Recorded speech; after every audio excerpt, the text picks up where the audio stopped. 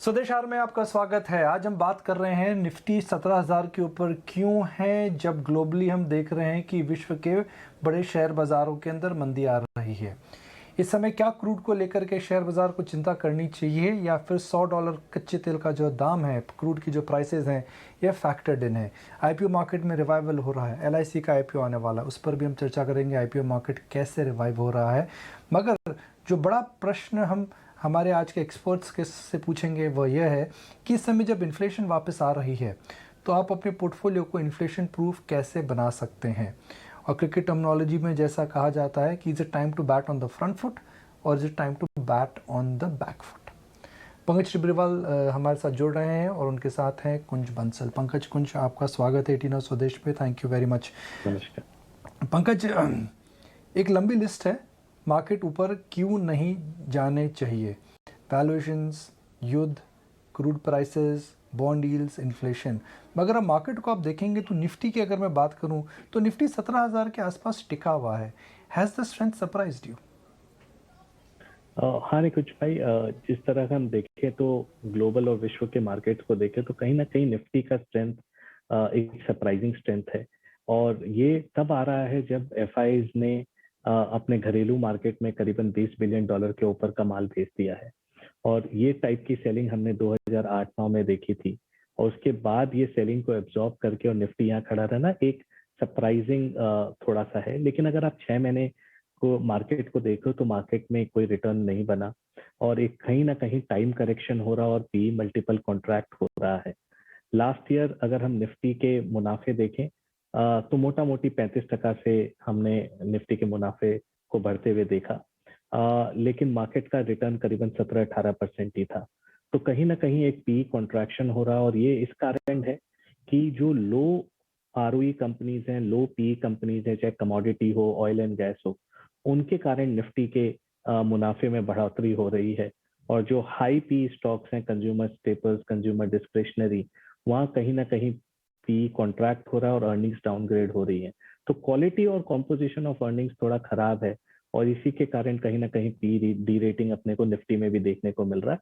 But obviously इतने sharp correction जो globally देखे, निफ्टी का यहाँ रहना काफी सरप्राइजिंग है। पंकज, एक अंग्रेजी में हमेशा कहते हैं बुल मार्केट से manage the climb the wall of worry.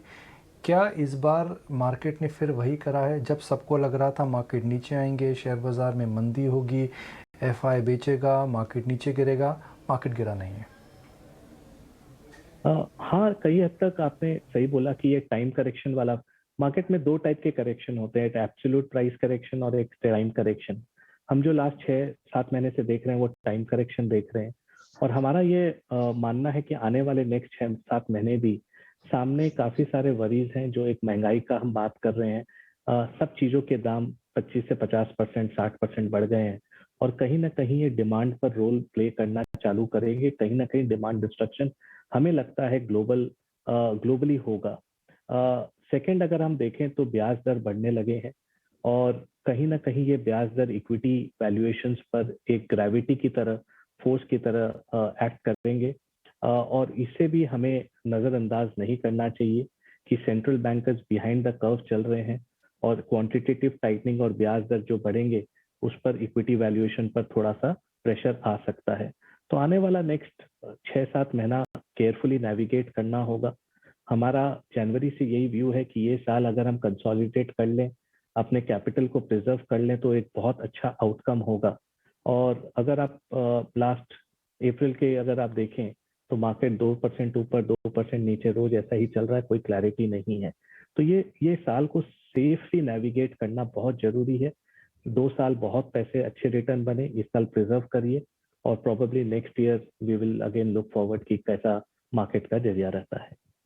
कुछ बंसल, आप मुस्कुरा रहे हैं तो या तो आप पंकज भाई से सहमत हैं, आप बोल रहे हैं कि भाई ये साल प्रिजर्वेशन का नहीं है, यह साल एब्सोल्यूट ग्रोथ का है। तो मुस्कुराहट में समझ नहीं पाया कुंज आपकी। मुस्कुराहट के पीछे कुछ नहीं है। वो कहते हैं ना कि क्या गम है जिसको छुपा रहे हो, क्यों आज इतना मुस्कुरा रहे हो। तो कौन सा शेयर गिर एक गया कुछ भैया कुछ जिसको आप दो छुपा तीन रहे हो? हाँ कुंज बंसल, ऐसा कौन सा आपका पोर्टफोलियो का शेयर गिर गया है जिसका गम है आपको? पोर्टफोलियो के शेयर गिरना और चलना तो पार्ट ऑफ लाइफ है। 25 साल से मार्केट में रह चुके हैं, तो अब वो दुख तो नहीं होते हैं। ऊपर चलते तो खुशी जरूर होती है, पर नीचे जाते हैं तो पार्ट ऑफ लाइफ है। कमिंग बैक टू वापस आपके प्रश्न पे और डिस्कशन पे आते हुए, तो एक तो जो पंकज बोल रहे थे बिल्कुल सही। इनफैक्ट मैं कल ही ऑब्जर्व कर रहा था, 27 नवंबर को निफ्टी था 17,100, 27 दिसंबर को निफ्टी था 17,100, 27 जनवरी को निफ्टी था 17,100, 27 फरवरी को मोर और लेस थोड़ा सा उससे ऊपर नीचे था, और 27 मार्च को 17,100, और कल हम 17,050 के आसपास बंद हुए। तो ये मार्केट की हालत है, उसको हम दोनों तरीके से देख सकते हैं। एक आप बोल रहे हो कि जैसा कि नहीं 17,000 के नीचे नहीं जा रहा है तो बहुत अच्छी स्ट्रेंथ है। दूसरा ये है कि मार्केट तो कहीं चल ही नहीं रहा है, ऊपर तो जा ही नहीं रहा है, ठीक है, नीचे भी नहीं आ रहा है। तो टाइम करेक्शन तो क्लियरली हो गया है। इस बीच में ऑफ कोर्स हम 16,000 के नीचे भी जाके आ चुके हैं, और एक बार 18,000 के आसपास तक भी आ चुके हैं। और नेट नेट बेसिस पे अक्टूबर का जो 18,500 का निफ्टी था, वहां से अभी 6-7% नीचे है। सेक्टोरल रोटेशन जो हुआ है उसने सारा ये इंडेक्स की बैलेंसिंग को करके रखा है। बट अगर हम इंडिविजुअल सेक्टर्स में जाएं तो काफी जगह बहुत अंडर परफॉर्मेंस आई है। जैसे सेलेक्ट बीएफएसआई में बहुत अंडर परफॉर्मेंस आई है। क्लियरली कंज्यूमर्स में, एफएमसीजी में अंडर परफॉर्मेंस आई है। कंज्यूमर ड्यूरेबल्स में भी अंडर परफॉर्मेंस आई है। गैस डिस्ट्रीब्यूशन कंपनीज में अंडर परफॉर्मेंस आई है। तो वो सारा है, और उनके नेगेटिव्स आपने ऑलरेडी हाईलाइट किए। उसी के साथ मैं दूसरी तरफ देखूं तो ऐसा नहीं है कि बाजार में या इकोनॉमी में खाली नेगेटिव्स हैं। As of now negative sentiment और नेगेटिव फैक्टर्स डोमिनेट कर रहे हैं। बट अगर हम जो रियल एस्टेट कंपनी से जो बात हो रही है, उनके दिसंबर क्वार्टर तक के तो नंबर्स थे, मार्च क्वार्टर के भी कुछ एक कंपनीज के, एक आध कंपनीज के नंबर आ गए हैं, बाकियों के अब आएंगे। तो अच्छा खासा डिमांड देखने को मिल रहा है। उसमें support of course low interest rates का है, support state government specially Maharashtra के केस में स्टैम्प ड्यूटी रिडक्शन का है, और डिमांड का है। ऐसे ही अगर मैं सेकेंडरी चैनल चेक्स जो अब तक कंज्यूमर ड्यूरेबल कंपनीज के, सडनली जो गर्मी इतनी बड़ी है और करीब करीब एक महीना पहले खिसक गई, मई के टेम्परेचर अप्रैल में आ गए और अप्रैल के मार्च में आ गए थे, उससे पंखे और एयर कंडीशनर की सेल तो बहुत भयंकर हुई है। ठीक है, उनका मार्जिन में कितना प्रेशर दिखेगा नहीं दिखेगा वो हमको रिजल्ट के साथ लगेगा, पर एक वो बहुत बड़ा डिमांड है जो आ रहा है। पंकज, अब बात करते हैं जो नए बड़े इश्यूज आने वाले हैं। LIC का बड़ा इशू आने वाला है, 20-21 हज़ार करोड़ के आसपास LIC रेस करने वाला है, $3-3 बिलियन के आसपास। क्या असर पड़ सकता है इसका? IPO मार्केट लास्ट ईयर भी बहुत बॉयंट था, और हमने IPO QIP सब कंबाइंड करीबन $20 बिलियन का रेस देखा, उससे ज़्यादा ही था। तो ऑब्वियसली ये लिक्विडिटी अभी भी कंसर्न नहीं है। तो अगर अच्छे IPO आए, क्वालिटी IPO आए, तो उसमें आज भी हम देख रहे हैं कि इंटरेस्ट है, निवेशकों का इंटरेस्ट है। दो अभी रिसेंटली IPO का एंकर बुक बंद हुआ, उसमें हमने देखा अच्छे निवेशक आए हैं, अच्छा इंटरेस्ट रहा है। तो मार्केट काफी थोड़ा मैच्योर्ड हो रहा है, जहां मार्केट अच्छे और खराब के बीच में डिफरेंशिएट कर पा रहा है। और ऑब्वियसली अगर अच्छे IPOs आ रहे हैं, क्वालिटी IPOs आ रहे हैं, तो मुझे नहीं लगता कोई तकलीफ होगी कि घरेलू या विदेशी पैसे या इंटरेस्ट आने में। So good IPOs are always welcome, market का ब्रेथ बढ़ाता है, नई डिस्कवरी लाती है, which is always a good sign. Pankaj, इस समय विदेशी संस्थागत निवेशक बेच रहे हैं। मैं क्रेडिट स्विस की सुबह रिपोर्ट देख रहा था, उस रिपोर्ट में एक डेटा था कि विदेशी संस्थागत निवेशकों की जो होल्डिंग है वह अब हिस्टोरिक लो पर है, 5 या 6 साल के लो पर है। तो इससे क्या हमें समझना चाहिए? बिकॉज हमेशा माना गया है कि विदेशी संस्थागत निवेशक एक व्यू लेते हैं, एक view is based on global global trends, their view is based on relative valuations, their view is based on opportunity cost versus cost of capital। तो विदेशी संस्थागत निवेशक जब बेच रहे हैं तो आम मानना यह है कि भाई समझदार आदमी इस समय बेच रहा है और मार्केट में खतरे की घंटी बज रही है। क्या राय कुछ हद तक सही है या गलत है? कुछ हद तक सही, कुछ हद तक गलत। इसको आपको मैं 2-3 अलग पॉइंट ऑफ व्यू से समझाता हूँ। अगर आप देखो लास्ट 6-8 महीने में, तो अपने घरेलू मार्केट का प्रदर्शन बहुत अच्छा रहा है, और आज के दिन वैल्यूएशन तौर पर देखें तो हम 90% प्रीमियम पर है इमर्जिंग मार्केट वैल्यूएशन से। सो कहीं ना कहीं जब वो एसेट एलोकेटर ग्लोबली जो विदेशी निवेशक हैं, वो ये देख रहे हैं कि बाकी मार्केट वर्ल्ड ओवर सस्ते हो गए हैं, तो क्यों ना हम थोड़ा यहाँ से प्रॉफिट बुकिंग कर ले वैल्यूएशन कंसर्न पर। दूसरी चीज क्या हुई कि चाइना में आपने देखा पूरे टेक स्टॉक्स में एक बड़ा सेल डाउन आया, करीबन $2 ट्रिलियन का सेल डाउन मार्केट कैप निकल गया। रशिया की मार्केट काफी दिन तक बंद हो गई। और जब इमर्जिंग मार्केट फंड मैनेजर के पास रिडेम्पशन आता है, वो करेगा क्या? वो 70% वाला नीचे वाला स्टॉक बेचे कि जहां पर उसके प्रॉफिट बन रही है वो वाला स्टॉक बेचे। ऑब्वियसली इंडिया में वो प्रॉफिट में था, इन द मनी था, तो कहीं ना कहीं वो इंडिया में सेलिंग में और एक्सपोजर कम किया। थर्ड, अगर आप देखें तो ऑयल प्राइसेस 105, 110। पहला क्वेश्चन आता है ऑयल कंज्यूमिंग कंट्रीज कौन से हैं, किनको ज्यादा इम्पैक्ट पड़ेगा। उसमें इंडिया ऊपर के नंबर पर आता है। तो ये 3-4 चीजें को आप कंबाइन करो तो कहीं ना कहीं ये चीजें प्ले आउट की लास्ट 6-8 महीने में कि विदेशी निवेशक इंडिया में सेलिंग करते रहे और सामने डोमेस्टिक घरेलू इन्वेस्टर्स खड़े रहे उस सेलिंग को एब्जॉर्ब करके।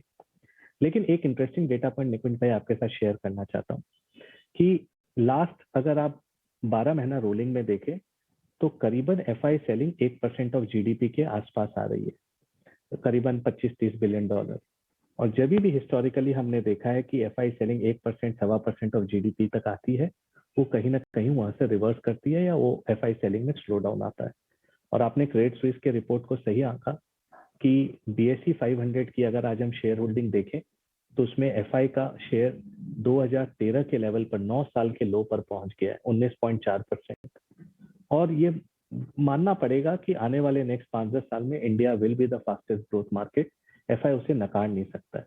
ये सब temporary dislocation, temporary asset allocation है।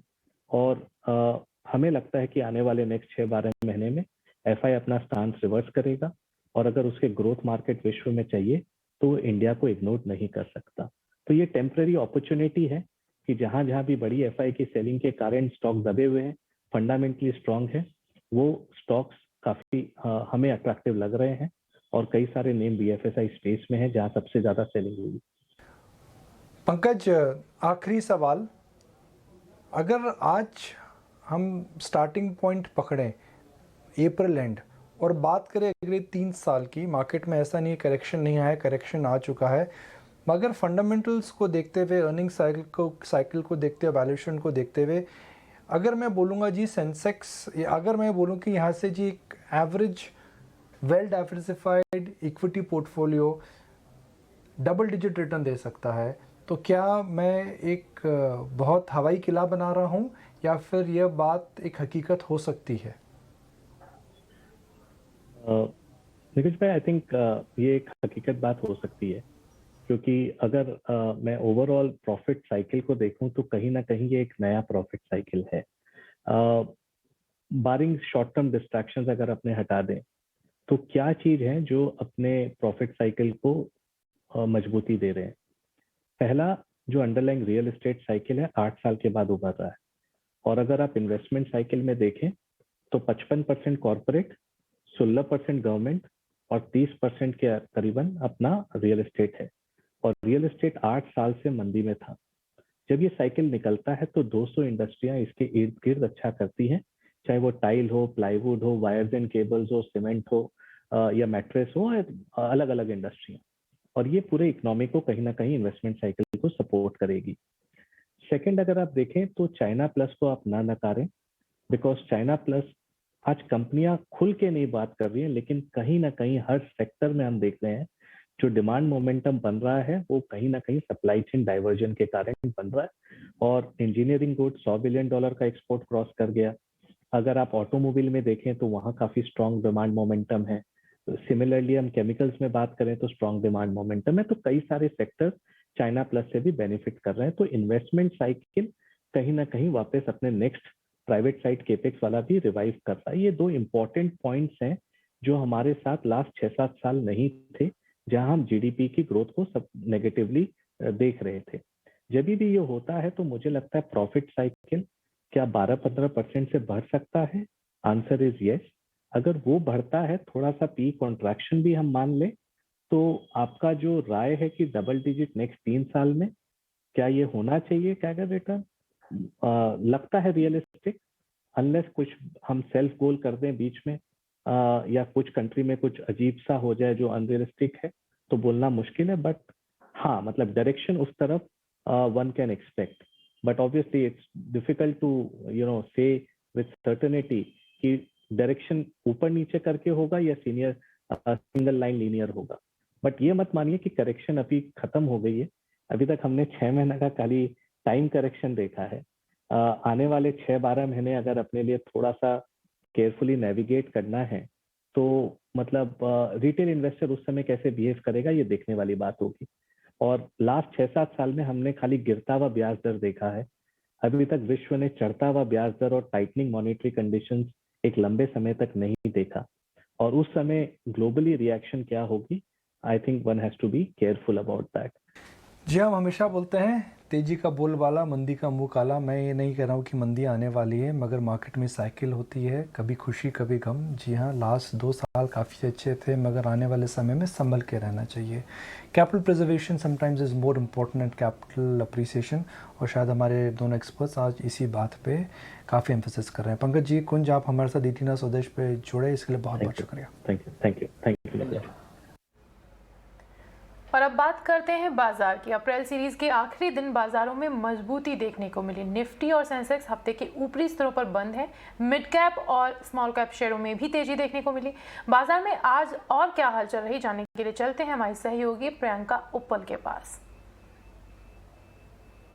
देखिए आज किस तरह से आज बाजार का कारोबार रहा। आज एक्सपायरी का दिन था। हमने 17,000 से लेकर 17,200 ये 200 पॉइंट के रेंज लग रही थी जिसके बीच एक्सपायरी होनी थी, और ऊपर ही इसकी एक्सपायरी हुई है।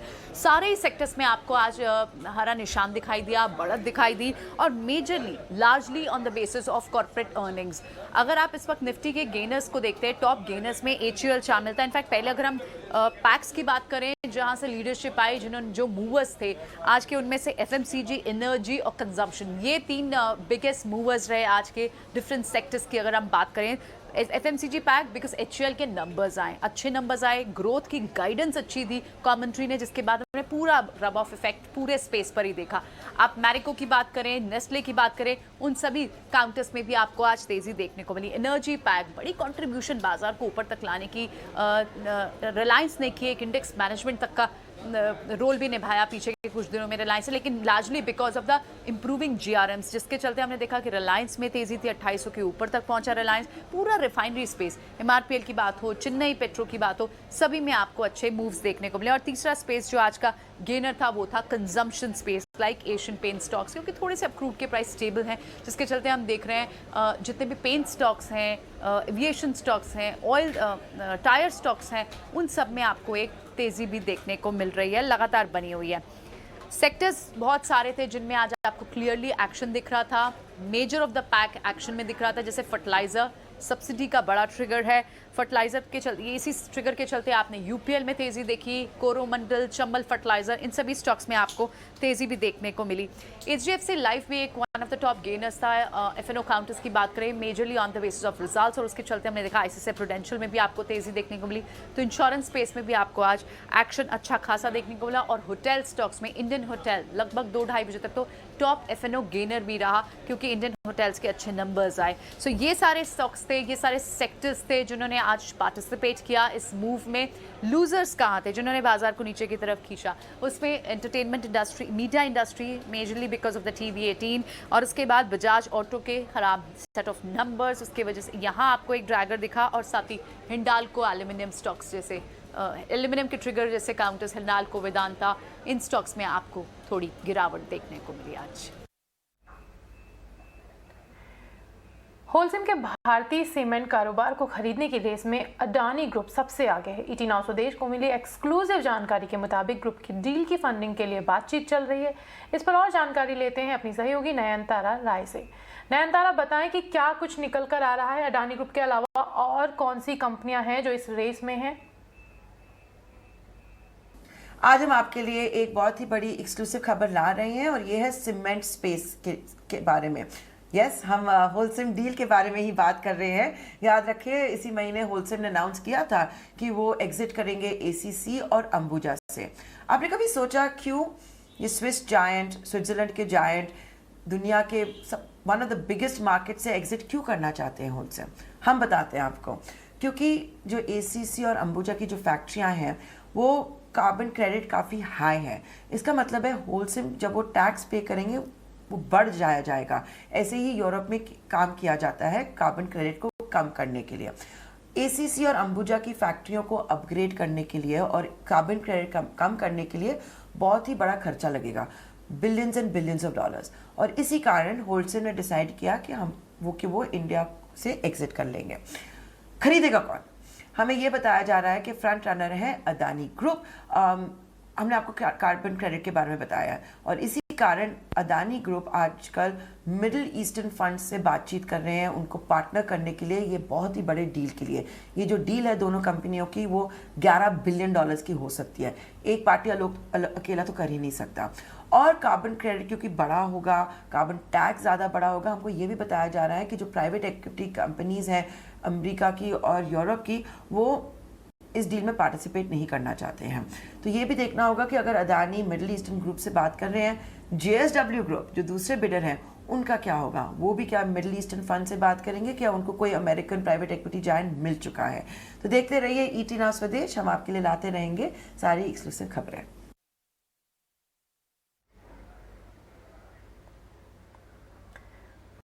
बोधी ट्री की डील की खबर के बाद TV18 ब्रॉडकास्ट में आज करीब 17% की गिरावट रही। हमारी खास इंटेलिजेंस रिपोर्ट में जानते हैं सौमित से कि आखिर शेयरों में गिरावट क्यों आई। अगर आप देखते तो ये deal on the face of it काफ़ी अच्छा लगता है क्योंकि TV18 का ब्रॉडकास्ट का मार्केट कैप करीब 11,000 करोड़ का है और ये TV18 के एक जॉइंट वेंचर वायाकॉम 18 जिसमें सिर्फ TV18 का 51% हिस्सा है, उसमें ये कंपनी का करीब 13,500 करोड़ इन्वेस्ट करने वाली। तो on the face of it ये डील काफ़ी अच्छा और पॉजिटिव लगता है, बट फिर भी हमें ये फॉल देखने को मिला है शेयर प्राइस में और उसके पीछे का सबसे पहला कारण और सबसे बड़ा कारण तो यही है कि कंपनी ने कुछ भी क्लैरिटी नहीं दिया है कि क्या वैल्यूएशन पे ये डील होगी, कितना डाइल्यूशन होगा, वायाकॉम 18 का क्या वैल्यूएशन तय किया है बोधी ट्री ने और कितना वो फंड एक्चुअली इक्विटी में फंड इन्फ्यूज करेगी, इसका कोई भी डिटेल कंपनी ने नहीं दिया है। तो ये सबसे पहला है जो है lack of communication to shareholder. उसके अलावा मार्केट में एक और कंसर्न ये है कि TV18 काफ़ी अग्रेसिवली बिड कर सकता है IPL के मीडिया राइट्स के लिए। अभी अगर अग्रेसिव बिड कर दिया कंपनी ने तो कंपनी के प्रॉफिटेबिलिटी मैट्रिक्स और रिटर्न रेशियोज पे इसका एक नेगेटिव इम्पैक्ट देखने को मिल सकता है मीडियम टर्म के लिए। और हाल ही में अगर हम देखेंगे TV18 ब्रॉडकास्ट जिसका एक काफ़ी स्ट्रॉन्ग पोजिशनिंग रहा है इंफोटेनमेंट और इंग्लिश जॉनर में, वहाँ पे थोड़ा एक नेगेटिव इम्पैक्ट देखने को मिला है क्योंकि डिजिटल और OTT अब ज़्यादा प्रेफरेबल है मार्केट में और कंज्यूमर्स को, तो ये भी एक नेगेटिव इम्पैक्ट रहा है TV18 ब्रॉडकास्ट में। उसके अलावा डील में ये भी कहा गया था कि जियो सिनेमा अब वायाकॉम 18 का हिस्सा रहेगा। अब याद रखिएगा जियो सिनेमा जियो प्लेटफॉर्म में आता है और अगर ये जियो प्लेटफॉर्म से वायाकॉम 18 में मूव हो रहा है तो वायाकॉम 18 को इसके लिए कुछ वैल्यूएशन या कुछ पैसे जियो प्लेटफॉर्म्स को देने पड़ेंगे। अब मार्केट के हिसाब से जियो सिनेमा का जो वैल्यूएशन है वो करीब 12,000 करोड़ का हो सकता है और ये काफ़ी एक्सपेंसिव होगा वायाकॉम 18 के लिए और इसका मतलब ये भी हो सकता है कि काफ़ी बड़ा डाइल्यूशन हो सकता है वायाकॉम 18 में। तो यही सारे कंसर्न्स है जिसके वजह से हमें ये 15% का फॉल, लगभग 15% का फॉल TV18 ब्रॉडकास्ट में आज देखने को मिला। और अब बात करते हैं रियल एस्टेट की। डेवलपर्स को अपने प्रोजेक्ट की 2.5 से 3 साल के अंदर डिलीवरी कर देनी चाहिए, ये कहना है टाटा कैपिटल के MD and CEO Rajiv Sabharwal का। नार्डेको की ओर से आयोजित इवेंट में उन्होंने कहा कि कमोडिटी के कॉस्ट बढ़ने की जल्द से जल्द घरों की डिलीवरी कर उनके हित में अच्छा होगा क्योंकि कीमतें मौजूदा रेट पर तय होती हैं। Look at some of the power plants who had entered into an agreement on a price without factoring in what would the cost coal prices escalation be. So, you know, we have seen those challenges. So on both fronts, developers will have to move. I think 5 years, nobody now wants to do a project which will take 5 years for delivery. I think everybody is talking about 2.5 years or stretching it to 3 years. But within that period of time, you have to deliver. But even that period is long enough for commodity prices to, the way they have... To disturb.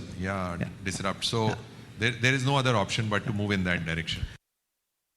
The way in a banking structure, the banking format, the regulations are such that clearly the real estate developers get favored. But at the end of the day, the smaller developers, the relatively smaller developers, they are the ones who are constructing the kind of properties where there will be retail demand. And as long as there is retail demand, there will be the likes of HDFC or ICICI or Tata or whoever who will be willing to fund them. So money will be available. Obviously, there'll be some differentiation in the rate which a AAA developer gets versus a less regarded developer, but so be it. Our priority at HDFC at least has always been Residential. Always been resi. But we are happy to look at all the other segments. Including retail? Including retail, but selectively, obviously. I mean, you'll have to look at it project-wise, but our focus really is residential. Residential. So if you look at it on a balance sheet basis today, 79% of our loans are to individuals. And if you look at it incrementally in the current year, or in the last quarter, for example, about 78% is individuals, 22% is non-individual. On the residential side, the reason why it is, on the commercial space, if you see, there is not a single developer, almost not a single developer who has put all the equity. Residential side, what my observation is that because it is smallish, people think you can get away with it. You don't require to dilute the upside. But there are ways to dilute upside. I think the one key mental model that we have to break is sharing of upside. And in the past, whenever there has been an investment by private equity, where it is not a structured debt, but it's a equity upside, the experience has not been great of both sides. और अब बात करते हैं नतीजों की। Axis bank ने अपने quarter 4 के नतीजे जारी कर दिए हैं। कैसे रहे नतीजे बता रहे हैं हमारे सहयोगी हर्ष बताएं क्या खास रहा आज के नतीजों में। एक्सिस बैंक ने अपने क्वार्टर 4 FY22 के नंबर्स डिक्लेयर किए और सॉलिड सेट ऑफ नंबर्स दिख रहे हैं हमको at the outset. Net interest income गया है 16.5% से ऊपर गया है ईयर ऑन ईयर बेसिस पे, 2% क्वार्टर ऑन क्वार्टर। तो एक अच्छा खासा नेट इंटरेस्ट इनकम 9,000 करोड़ से जस्ट नीचे, हम 9,000 करोड़ से जस्ट ऊपर एक्सपेक्ट कर रहे थे, तो slightly lower than anticipated. PPOP also थोड़ा कम आया है हमारे एक्सपेक्टेशन से, अराउंड 5% सिक्वेंशियल बाउंस दिखा है PPOP में, तो वो एक अच्छा खासा बाउंस दिखा है। जब हम प्रोविजंस नंबर को देखें तो वो 26% से घटा है क्वार्टर ऑन क्वार्टर बेसिस पे, तो सिक्वेंशियली वो काफ़ी कम आया है। अब वो 1,000 करोड़ से भी नीचे वो प्रोविजंस का नंबर, और ग्रॉस और नेट NPAs उसके वजह से दोनों काफ़ी अच्छे हुए हैं।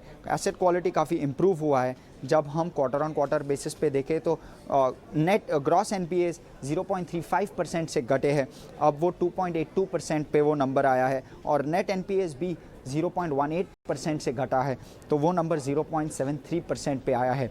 तो दोनों साइड्स काफ़ी अच्छे लग रहे हैं ग्रॉस और नेट NPAs के। अब पैट नंबर पे आते हुए, पैट एक अच्छा खासा बाउंस दिखाता हुआ 14% quarter on quarter growth, 54% year on year jump PAT के नंबर पे। और बैलेंस शीट को देखा जाए तो दोनों side of the balance sheet काफ़ी अच्छे, 6.5% ऑलमोस्ट दोनों sides of the balance sheet sequentially grow हुए हैं।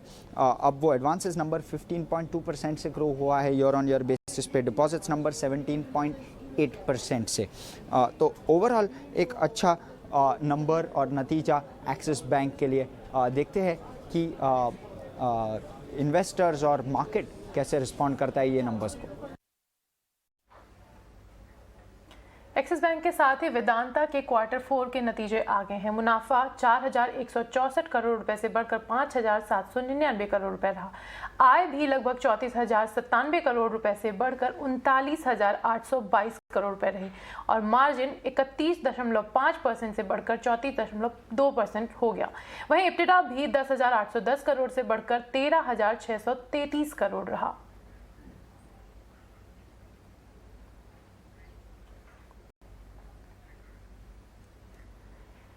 पेट्रोल डीजल पर वैट घटाने को लेकर केंद्र सरकार और गैर बीजेपी राज्य सरकारों के बीच तनातनी थमने का नाम नहीं ले रही है। पहले पीएम नरेंद्र मोदी ने उन पर तंज कसा, और अब पेट्रोलियम मंत्री हरदीप पुरी ने गैर बीजेपी राज्य सरकारों पर निशाना साधा है। हरदीप पुरी ने ट्वीट करके कहा कि इंपोर्टेड शराब पर टैक्स घटाने की जगह पेट्रोल डीजल पर टैक्स घटाएं तो लोगों को ज़्यादा फायदा होगा।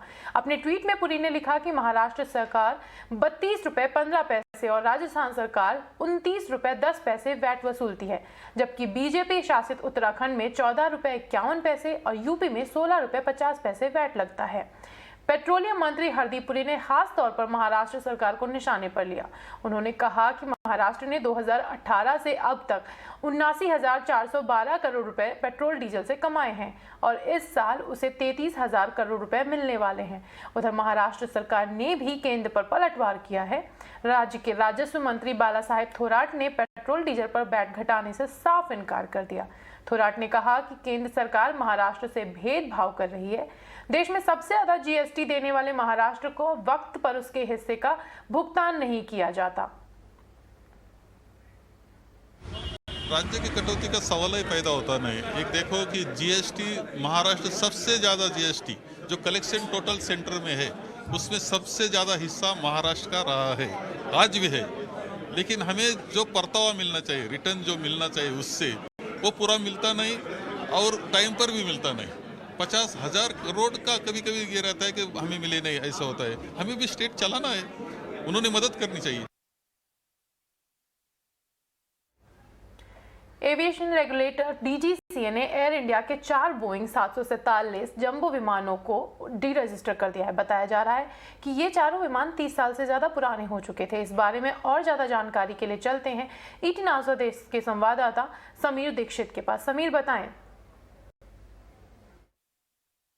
खबर एविएशन सेक्टर से टाटा ग्रुप की एयर इंडिया एयरक्राफ्ट से जुड़ी ये खबर है, क्योंकि एविएशन रेगुलेटर डीजीसीए ने एयर इंडिया के 4 बोइंग 747 जंबो एयरक्राफ्ट के पंजीकरण को या रजिस्ट्रेशन को रद्द कर दिया है, डी रजिस्टर कर दिया है। और इसके पीछे की वजह यह है कि ये 4 एयरक्राफ्ट, इनकी उम्र काफी ज्यादा थी। 30 साल पुरानी ये एयरक्राफ्ट है, जिसको देखते हुए डीजीसीए ने यह बड़ा फैसला उठाया कि 747 बोइंग एयरक्राफ्ट को डी रजिस्टर कर दिया है। हालांकि डीजीसीए ने इस बात को कहा है कि अगर टाटा ग्रुप चाहे या एयर इंडिया चाहे, अगर वो चाहते हैं कि इन एयरक्राफ्ट को वापस ऑपरेशंस में लाया जाए तो इसके लिए उनको री रजिस्ट्रेशन प्रक्रिया से गुजरना होगा। रिटर्न टू सर्विस प्रोग्राम के लिए इन एयरक्राफ्ट को इस प्रक्रिया के तहत गुजारना होगा और फिर री रजिस्ट्रेशन कराना होगा। लेकिन सूत्र ये बता रहे हैं कि टाटा ग्रुप इन 4 एयरक्राफ्ट के री रजिस्ट्रेशन के लिए बहुत कम संभावना है कि उसके लिए आगे बढ़े। उसकी 2 वजह है। पहला कि ये एयरक्राफ्ट काफी पुराने हैं, 30 साल से ज्यादा इनकी उम्र हो गई है, लिहाजा रख रखाव काफी मुश्किल हो सकता है। और दूसरा, जो स्पेयर पार्ट है उसकी अवेलेबिलिटी, उपलब्धता बहुत कम है और उसकी कॉस्ट भी बहुत ज्यादा है।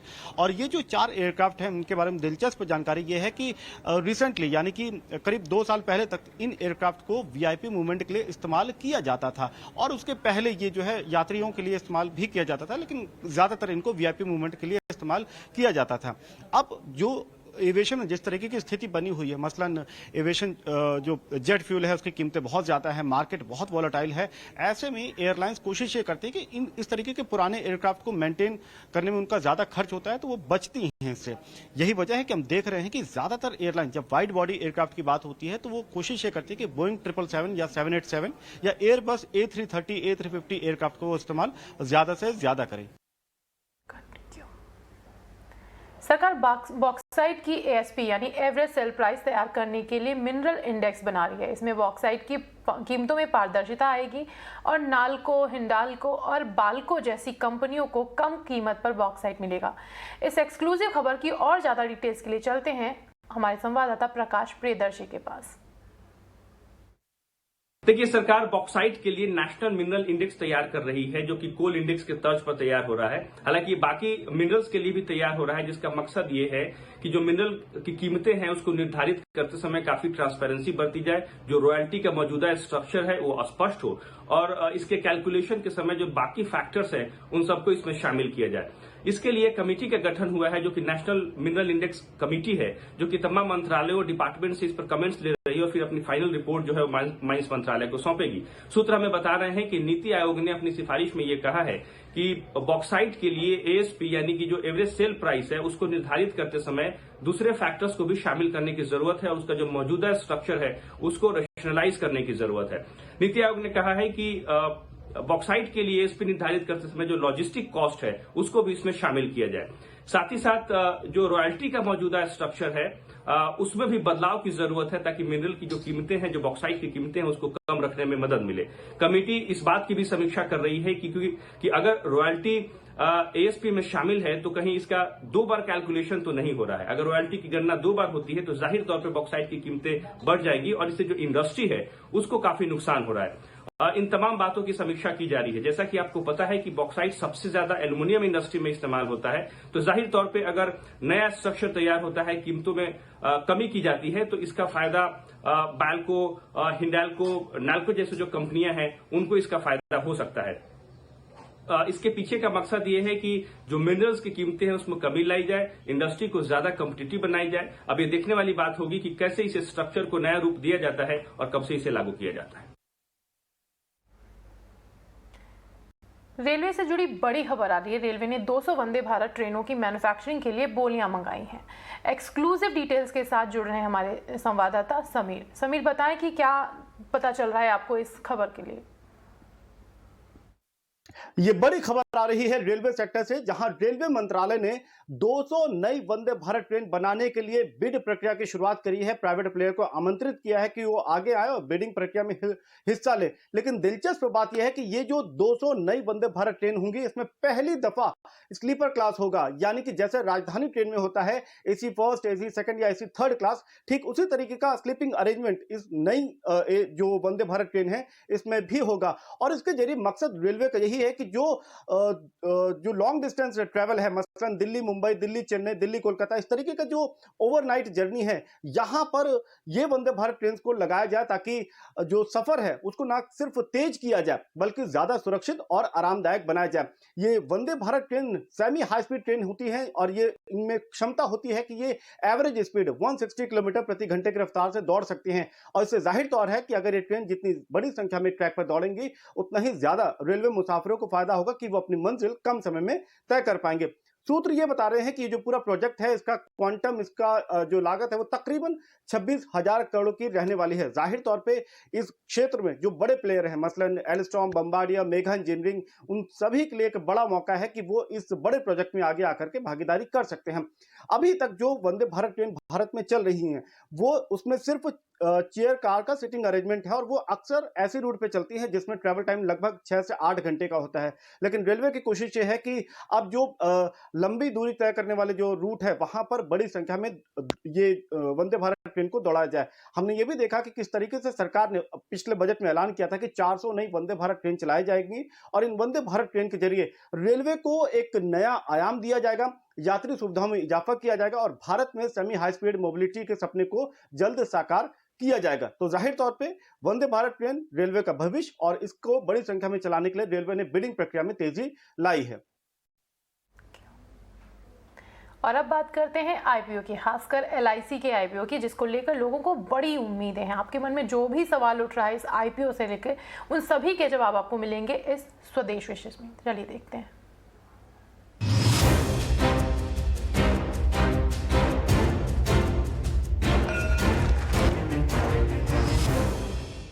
भारतीय बाज़ार हमेशा से अट्रैक्शन का कारण रहा है। यही बड़ी वजह रही है कि भारतीय बाज़ार के अंदर काफ़ी हद तक विदेशी निवेशक भी आते हैं बाज़ार में पैसा लगाने के 2 हिस्से। इक्विटी मार्केट्स के अंदर सीधा आप पार्टिसिपेट कर सकते हैं, नहीं तो जो कंपनियां आती हैं, दखल देती हैं, पैसा जुटाती हैं, उनको हम कहते हैं इनिशियल पब्लिक ऑफर, यानी कि आईपीओ। तो वो आईपीओ की अब झड़ी फिर से लगने जा रही है क्योंकि कॉन्फिडेंस बिल्डअप हुआ है वापस से। इसलिए हमने इस खास कार्यक्रम को चुना, सब्जेक्ट को चुना और वो सब्जेक्ट हम आपके सामने लेके आए हैं, आईपीओ ही आईपीओ। जिनको बाजार के रोज के जोखिम से बचना है, सीधा शांति से पैसा लगा के बैठ जाना और उस पर अच्छे रिटर्न उनको मिल जाए, तो उनके लिए कार्यक्रम बेहद खास होने वाला है। क्योंकि भारत के इतिहास में अब तक का सबसे बड़ा आईपीओ एलआईसी की तारीख, उसका रेट आ चुका है। तो आईपीओ ही आईपीओ, ये हमारी खास पेशकश है जिसको हम शुरू करने जा रहे हैं।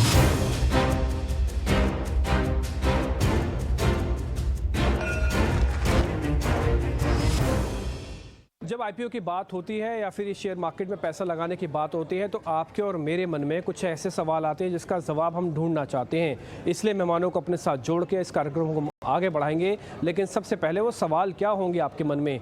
पहला सवाल तो ये कि देश का सबसे बड़ा आईपीओ आ रहा है एलआईसी, तो क्या उसमें निवेश करें या नहीं करें? ये एक आम आदमी के सवाल है। पहला सवाल तो यही है। आज की चर्चा का विषय भी यही हो सकता है। आप कहीं भी किसी से भी मिलेंगे, आपका यार दोस्त अगर आपको फ़ोन भी करेगा, अगर आप थोड़ा भी बिजनेस के बारे बारे में जानते हैं, इस मार्केट के बारे में जानते हैं, सबसे पहली बात ही यही पूछेगा कि मैं LIC में पैसा लगाऊं ना लगाऊं। दूसरा सवाल आपकी स्क्रीन पर है, क्या छोटे या लिमिटेड कारोबार वाली कंपनी में पैसा लगाना ज़्यादा अच्छा है? क्योंकि अभी तक स्टडी से ये ट्रैक रिकॉर्ड से ये समझ में आया है कि जिनका नीश सेगमेंट होता है अपने कारोबार को बहुत अच्छे से चलाते हैं, बुक वैल्यू भी कम होती है, रेट अच्छे मिलते हैं और बाद में रिटर्न भी बहुत अच्छा मिलता है। अदानी विल्मर उसका बेस्ट एग्जाम्पल हो सकता है, जो हाल फिलहाल में अगर आप उसको देखना चाहें। तीसरा सवाल आपके मन में ये आ रहा होगा कि IPO का चुनाव करते समय किन चीज़ों का ध्यान रखें? हम सिर्फ बार बार किसी से पूछते रहें या फिर खुद से भी अपने आप को चयन कर सकते हैं कि अपने हाथ में हम जगन्नाथ बन सकते हैं? तो ये आपके लिए तीसरा जो सवाल होगा, आज के दोनों मेहमान आपको बता देंगे कि जब IPO का चुनाव किया जाए तो किन किन चीज़ों का ज़्यादा ध्यान में रखा जाए। चौथी इंपॉर्टेंट बात, अगर लंबी अवधि के लिए आपको निवेश करना हो IPO के अंदर, तो क्या आप निवेशित रहें या IPO में से लिस्टिंग गेन निकल जाए? ये सब्जेक्टिव मैटर भी हो सकता है, ऑब्जेक्टिव मैटर भी हो सकता है, लेकिन इसके पीछे का राज क्या है, कैसे कैलकुलेट करें, ये भी आपको बता देंगे। और एक और प्रॉब्लम जो IPO में पैसा लगाते हैं उनके हमेशा से प्रॉब्लम रहती है कि अच्छे IPO में शेयर नहीं मिलते और जिसमें शेयर मिल जाते हैं उसका IPO अच्छा नहीं चलता। तो यही एक सवाल हमारा पांचवा अहम सवाल बन जाएगा कि अगर IPO में आपको शेयर मिले ही नहीं तो क्या सीधा सीधा खुले बाजार से ये शेयर्स हम ले लें? तो ये एक अहम सवाल रहता है। इसी कड़ी में इन सवालों के जवाब देने के लिए और मैं और आप हम मिलकर सुनेंगे आज के दो मेहमानों को, जो आपको बहुत ही सरलता से बताएंगे और इनकी कोई आपको मैं इनके बारे में नहीं भी बताऊं तब भी आप समझ जाएंगे, क्योंकि IPO मार्केट्स के अंदर इन दोनों की बहुत धाक है, बहुत अच्छे से एडवाइस करते हैं। पहले मेरे साथ जुड़ रहे हैं प्रणव हल्दिया, जिनसे हम बातचीत करेंगे, और दूसरे कलकत्ता से मेरे साथ जुड़ रहे हैं राजेश अग्रवाल। आप दोनों का बहुत बहुत शुक्रिया, thank you very much sir, आप दोनों ने समय दिया, अच्छा लगा आप दोनों से बातचीत करके। प्रणव, पहले तो हम उसी सवाल जवाब के सिलसिले को ही शुरू करूंगा और मेरा बहुत ही एक बेसिक सा सवाल है, बिल्कुल बेसिक सा सवाल, शायद आप हो सकता है इसको देख के हंसे भी और आपको लगे कि ये कैसा सवाल है। LIC की IPO में पैसा लगाना है कि नहीं लगाना? सबसे पहले धन्यवाद मेरे को प्रोग्राम में बुलाने के लिए। मैं सबसे पहले गवर्नमेंट को और सरकार को भी बहुत बहुत कंग्रेचुलेट करना चाहूँगा कि ये IPO लॉन्च हो रहा है। हमने देखा है पिछले महीनों में काफ़ी चैलेंजिंग कंडीशंस रही हैं, काफ़ी ऑपोजिशन भी रहा है, बट उसको देखते हुए भी सरकार has pushed through this IPO, so it's very heartening to see. So many congratulations to the government. रहा आपका सवाल, देखिए किसी भी IPO में, और आपने 4-5 और सवाल शुरू में बोले थे इस प्रोग्राम के कि कैसे असेस करना चाहिए किसी IPO को। IPO में दो चीजें हैं जो निवेशकों को देखने की जरूरत है, एक है कि किस तरह की कंपनी है और दूसरा है क्या वैल्यूएशन पे आ रही है, क्या प्राइस पे ला रही है। तो अगर हम LIC की बात करें तो पहला जो मुद्दा है कि कंपनी कैसी है, तो पहली बात तो सरकारी कंपनी है, तो आपको किसी प्राइवेट प्रमोटर के बारे में पूछताछ करने की जरूरत नहीं है, उसका बैकग्राउंड क्या है, उसका और कौन से बिजनेसेस हैं। सरकारी ओन कंपनी है तो corporate governance aspects are also taken into account. बाकी रहा LIC का कोई इंट्रोडक्शन देने की जरूरत है नहीं। मैं हमेशा ये कहता हूँ कि LIC इंडिया का टॉप 5 ब्रांड्स में काउंट होगा। कोई भी अगर हम इंडियन इन्वेस्टर से बात करें, किसी भी इंडियन आदमी से बात करें, तो LIC पॉलिसी हमेशा किसी भी इंडियन की सबसे पहली फाइनेंशियल इन्वेस्टमेंट रही है। हम सब लोगों ने सबसे पहले म्यूचुअल फंड के से पहले, स्टॉक मार्केट से पहले, सबसे पहले हमने LIC पॉलिसी ली होगी। तो ये ब्रांड जो है ये पूरे इनग्रेन्ड है हमारे इकोसिस्टम में। तो कंपनी का जहां तक सिलसिला है कोई भी कंसर्न नहीं है। दूसरा जो एस्पेक्ट है इज अबाउट वैल्यूएशन, बिकॉज चाहे अच्छी भी कंपनी हो पर अगर एक्सपेंसिव वैल्यूएशन पे आए तो वो पुअर इन्वेस्टमेंट हो जाती है। पर यहाँ पे हमने जो देखा है पिछले 4-5 महीने में, ग्लोबल फैक्टर्स भी काफी रहे हैं, रशिया यूक्रेन की वॉर भी रही है, काफी वॉलेटिलिटी आपने देखी है सेकेंडरी मार्केट में भी। तो उसके चलते हुए आपने देखा है कि जहां हमने वैल्यूएशन 16 लाख करोड़ से शुरू किया था, वो लगभग 6.5-7 लाख करोड़ पे लॉन्च हो रहा है IPO। तो मेरे ख्याल से ये बहुत अच्छा स्टेप भी लिया है गवर्नमेंट ने कि वैल्यूएशन को रीजनेबल रखा है। एम्बेडेड वैल्यू भी अगर हम कंपेयर करें किसी भी और प्राइवेट लिस्टेड इंश्योरेंस कंपनी से तो बहुत रीजनेबल है। तो वैल्यूएशन पे भी कोई कंसर्न नहीं है। और इसके अलावा जो सरकार ने एक बहुत अच्छा कदम लिया है कि पॉलिसी होल्डर्स के लिए, रिटेल इन्वेस्टर्स के लिए, एम्प्लॉइज के लिए डिस्काउंट उन्होंने रखा है। तो ये सारी चीजें को देखते हुए ये बड़ी अच्छी इन्वेस्टमेंट अपॉर्चुनिटी है। तो प्रणव ने तो लगा दी मोहर, एलआईसी की आईपीओ पे है हाँ और ना, दो ही तरह का बजर बजता है। तो प्रणव ने लगा दिया हाँ का बजर, यानी कि आपको एलआईसी में पैसा लगाना है। और सारी जानकारी आपको ग्राफिक्स के ज़रिए हम भी दे रहे हैं, सारी जानकारी आपको ग्राफिक्स के ज़रिए सरकार भी दे रही है। और बाकायदा सरकार के 5 नुमाइंदे बैठे थे जब एलआईसी के आईपीओ के रेट तय किए गए थे। तो ये बात तो बिल्कुल ठीक है कि सरकार भी तैयार है, आप भी तैयार हैं, प्रणव भी तैयार है, और आप चाहें तो पैसा लगा सकते हैं। ये तो हो गया ओके। मेरे साथ दूसरे मेहमान हैं राजेश अग्रवाल, कलकत्ता से हमारे साथ जुड़े हैं। राजेश जी, आप पहले तो बहुत स्मार्ट लग रहे हैं, बहुत बहुत शुक्रिया ET Now स्वदेश को आप समय दे रहे हैं। अच्छा सर, मैं जब कड़ी में 5 अपने सवाल पूछ रहा था तो एक सवाल का जवाब तो मेरे को मिल गया कि एलआईसी में पैसा लगाना है। अगर आप भी कुछ जोड़ना चाहें तो वो भी आप बता सकते हैं। नहीं तो जो मेरा दूसरा सवाल था ना सर, कि छोटी छोटी कंपनीज आती हैं आजकल, ऐसे ऐसे बिजनेस लेके आ रही हैं जो बड़ा इंटरेस्टिंग है। अब आप रेनबो चाइल्ड वाला देखिए, हॉस्पिटल वाला जो आईपीओ आ रहा है, वो हॉस्पिटल तो है लेकिन बच्चों का हॉस्पिटल है। तो ऐसे जो छोटे छोटे आईपीओज आते हैं, नीश सेगमेंट के आईपीओज आते हैं, इनमें पैसा लगाना चाहिए या फिर नहीं लगाना चाहिए? गुड इवनिंग डिम्पी जी, गुड इवनिंग प्रणव, शुक्रिया मुझे बुलाने के लिए। और जहां तक पहले तो एलआईसी आईपीओ की बात की जाए तो प्रणव ने तो बहुत अच्छा तरीके से समझा दिया है, उसमें जोड़ने लायक और कुछ बचता नहीं है। फिर भी मैं ये कहूंगा कि जो लंबी अवधि के निवेशक है या मध्यम अवधि के निवेशक है ना, उन्हें बिल्कुल लगाना चाहिए। ये ऑलरेडी एक्साइटमेंट है निवेशकों में, जो कि इस बात से देखा जा सकता है कि डीमैट अकाउंट्स बहुत ज्यादा खुल रहे हैं इन दिनों, सिर्फ इस चक्कर में कि एलआईसी के आईपीओ में लगाना है। दूसरे, पॉलिसी होल्डर्स को एक डिस्काउंट दिया गया है। तीसरे, रिटेल निवेशकों को डिस्काउंट दिया गया है। और एम्बेडेड वैल्यू, जो कि इंश्योरेंस कंपनीज को वैल्यू करने के लिए सबसे प्रमुख एक पैरामीटर है, उसे अगर आप देखेंगे तो सिर्फ 1.1 की एम्बेडेड वैल्यू पे है, जबकि दूसरी जो प्राइवेट लिस्टेड कंपनीज हैं 2 से 4.5 सवा 4 तक की एम्बेडेड वैल्यू पे ट्रेड कर रही हैं। तो कहने का मतलब है कि बहुत ही सस्ता आईपीओ है, ब्रांड सबसे बड़ा है, मार्केट शेयर देखेंगे तो 67% के आसपास मार्केट शेयर है। और अगर इनके इन्वेस्टमेंट्स पे अगर नजर डाली जाए ना, तो अगर मैं गलत नहीं हूं तो टोटल म्यूचुअल फंड इंडस्ट्रीज का जो AUM है उसके बराबर इनका अकेले के इन्वेस्टमेंट है। और ये तो रही इन्वेस्टमेंट की बात, जो कि टेंजेबल है, हमें दिखाई दे रहा है, लेकिन इनकी जो प्रॉपर्टी है, जो रियल स्टेट इनके खुद के हैं, न केवल बड़े शहरों में बल्कि देश भर में, अगर उसकी वैल्यू जोड़ी जाए तो उसकी वैल्यू जोड़ना मेरे ख्याल से तो एक नामुमकिन सा या बहुत ही कठिन काम है।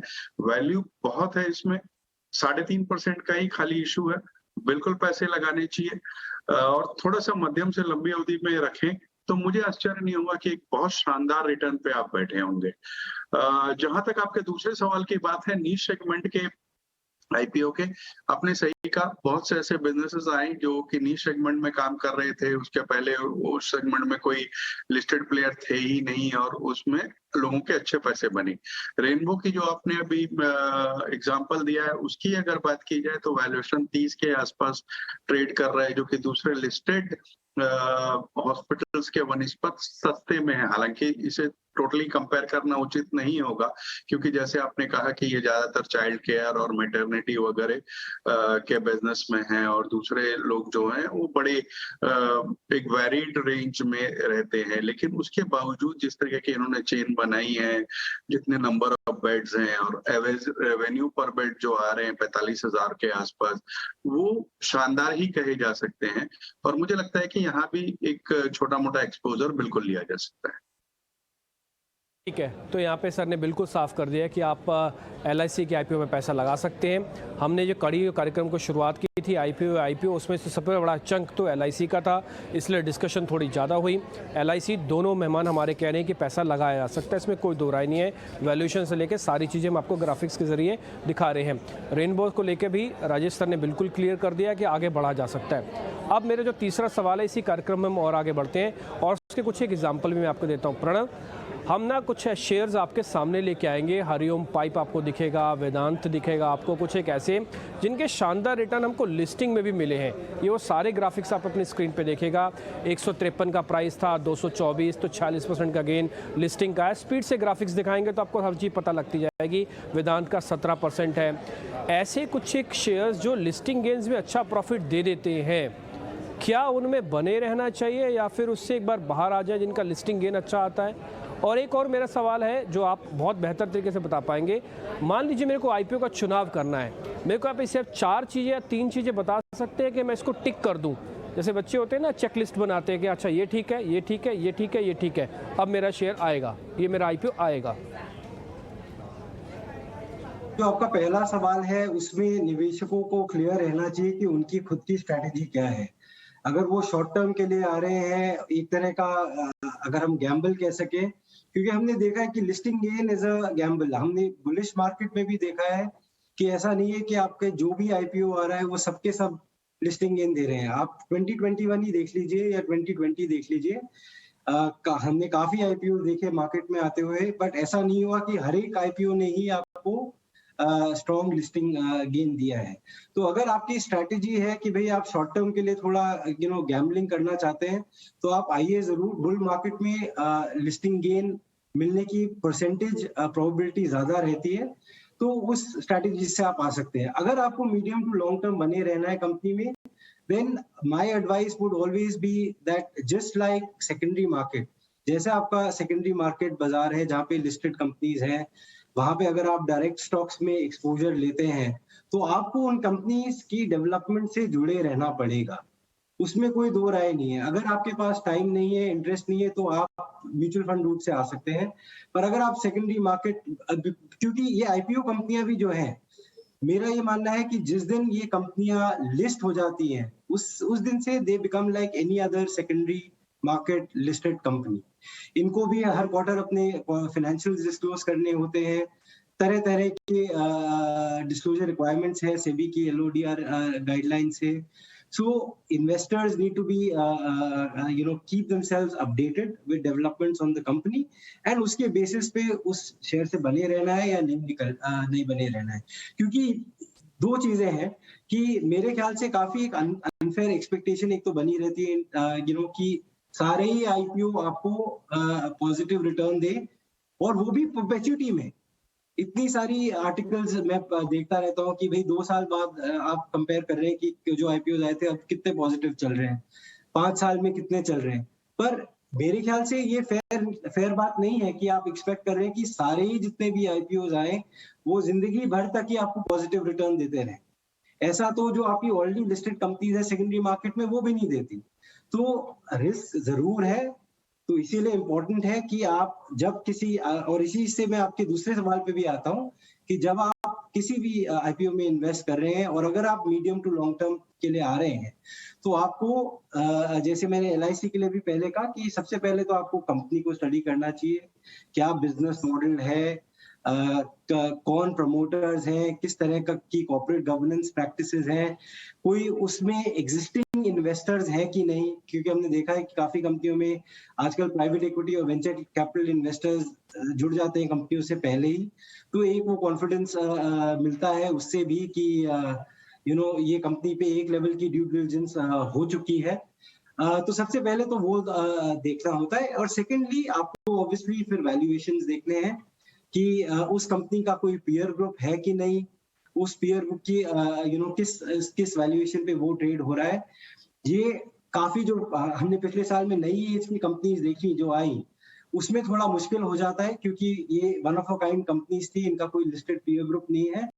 तो इन आईपीओ में मेरा ये सुझाव रहेगा इन्वेस्टर्स के लिए कि आप देखिए कि एंकर इन्वेस्टर्स और क्यूआईबीज जो आ रहे हैं वो किस तरह से उनका पार्टिसिपेशन है, और वो क्यों ले सकते हैं रिटेल इन्वेस्टर्स इन्वेस्ट करने के लिए इन तरह के आईपीओ।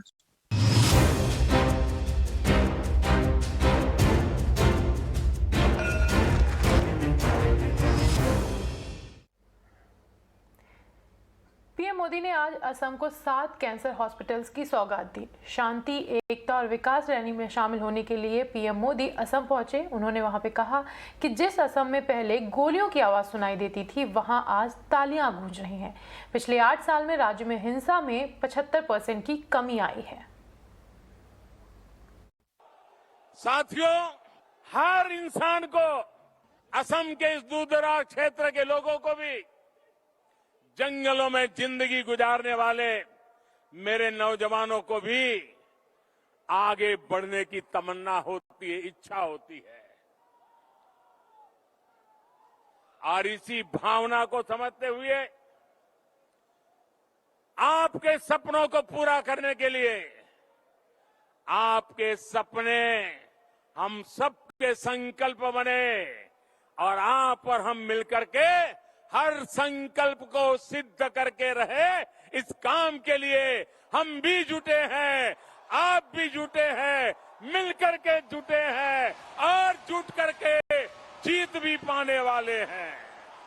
ये देख रहा है कि बीते सालों में हिंसा, अराजकता और अविश्वास की दशकों पुरानी समस्याएं कैसे उसका समाधान किया जा रहा है, कैसे रास्ते खोजे जा रहे हैं।